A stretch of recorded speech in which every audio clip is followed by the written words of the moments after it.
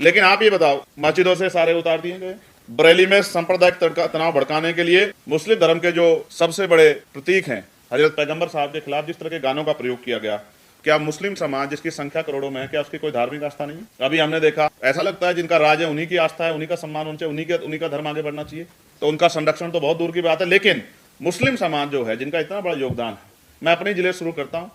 नगीना, हमारे यहाँ लोकसभा क्षेत्र नगीना है, नगीना कस्बा है, उसमें एक सायरन बजता था कि जो लोग मेहनत मजदूरी करके आते हैं और सुबह अपना रोजा रखना चाहते हैं, तो वो सायरन सुबह के समय 1 मिनट बजता था, तो उन लोगों को जानकारी हो जाती है कि रोजे का समय हो गया, शहरी का जो उनका कार्यक्रम होता है, और शाम में अफ्तारी के समय कि वो अपने धार्मिक उसको कर लें।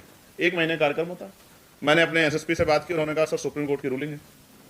तो मैंने कहा भाई कोई रास्ता निकालो कि उनका भी काम हो जाए, क्योंकि जो गरीब लोग हैं, गाँव में रहते हैं, मेहनत मजदूरी करते हैं, थक जाके सो जाते हैं, तो उनको भी अपना जो है पूजा करने का, अपना जो उपासना करने का अवसर मिल जाए, उनके साथ कोई इस तरह की वो ना हो स्थिति बने। तो उन्होंने कहा सर सरकार का आदेश है कि इस तरह कोई नया वो नहीं होगा, लेकिन वो पुराना चला रहा, पुरानी परंपरा का सम्मान होता है, लेकिन नहीं हुआ। लेकिन आप ये बताओ, मस्जिदों से सारे उतार दिए गए। कई धार्मिक कार्यक्रम होते हैं जिसपे रोड पे पूरे जुलूस निकलते हैं, जैसे मैंने बरेली का जिक्र किया।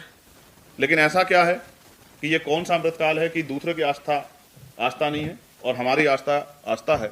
इस आधार पर अगर हम ये करेंगे तो क्या एक बहुत बड़ी पीड़ा उन लोगों के मन में नहीं पहुंचेगी कि अपने ही देश में आज हमारे साथ गैरों जैसा व्यवहार हो रहा है? क्या उनको तकलीफ नहीं होगी? क्या हम दूसरों को तकलीफ दे? कौन सा धर्म सिखाता है कि हम किसी को तकलीफ दे के और हम अच्छा काम कर रहे हैं? मैं तो इस बात का समर्थन नहीं करता। बस जिसकी लाठी उसकी भैंस हो गई है, और क्या तो उनकी बात मान लो, वरना जान के लाले पड़ जाएंगे, ये भी आपके सामने है। और फिर पूरे मामले को रफा दफा करने में भी अब एडमिनिस्ट्रेशन और पुलिस का जो रोल है वो सरकार के कभी कभी नतमस्तक नजर आता है, ये भी चिंता का विषय है।